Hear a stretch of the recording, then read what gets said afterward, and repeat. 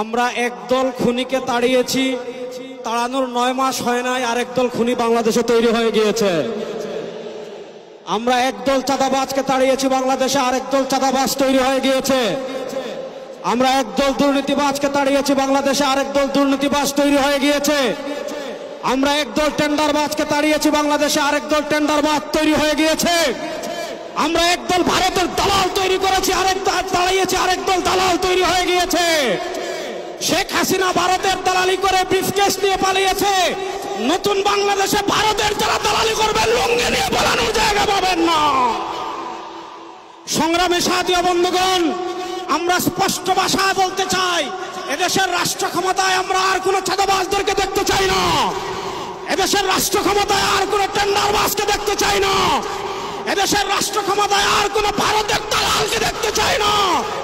ইসলামকে রাষ্ট্র ক্ষমতায় নেওয়ার জন্য প্রস্তুত আছেন না? ইনশাআল্লাহ।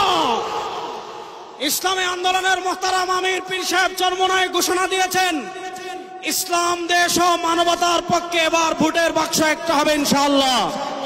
আমরা স্পষ্ট ভাষায় বলেছি, এদেশে আমরা আওয়ামী লীগকে দেখেছি, এদেশে আমরা বিএনপিকে দেখেছি, এদেশে আমরা জাতীয় পার্টিকে দেখেছি।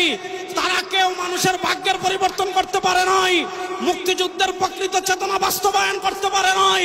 এবার একটা চেতনা বাকি আছে, সেই চেতনার নাম ইসলাম। ইসলামকে রাষ্ট্র ক্ষমতায় নিয়ে সব দুর্নীতি দুঃশাসনের অপসারণ করবো ইনশাআল্লাহ। সর্বশেষ একটা কথা বলে আমি আমার বক্তব্য শেষ করব। আপনারা জানেন, সমাজের বিভিন্ন জায়গায় যখন দুর্গন্ধ ছড়িয়ে পড়ে, দুর্গন্ধ তাড়ানোর জন্য বাতাসের প্রয়োজন আছে না নাই? আমাদের রাজনীতিতে দুর্গন্ধ, আমাদের সংসদে দুর্গন্ধ, আমাদের বিচার ব্যবস্থায় দুর্গন্ধ, আমাদের অর্থনীতিতে দুর্গন্ধ। 52 বছর যারা রাষ্ট্র পরিচালনা করেছে, এদেশে সারা দুর্গন্ধই ছড়িয়েছে। এই দুর্গন্ধকে দূর করার জন্য বাতাসের প্রয়োজন আছে। সেই পুরা বাংলাদেশে এবার বাতাস হবে হাত পাখা ইনশাআল্লাহ।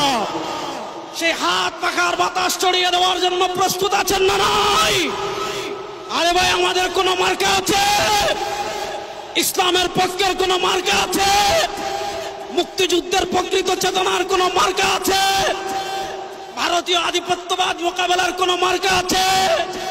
ওরে কোন সে মার্কা? সবাই বলো, এবার যাবে সারা বাংলায়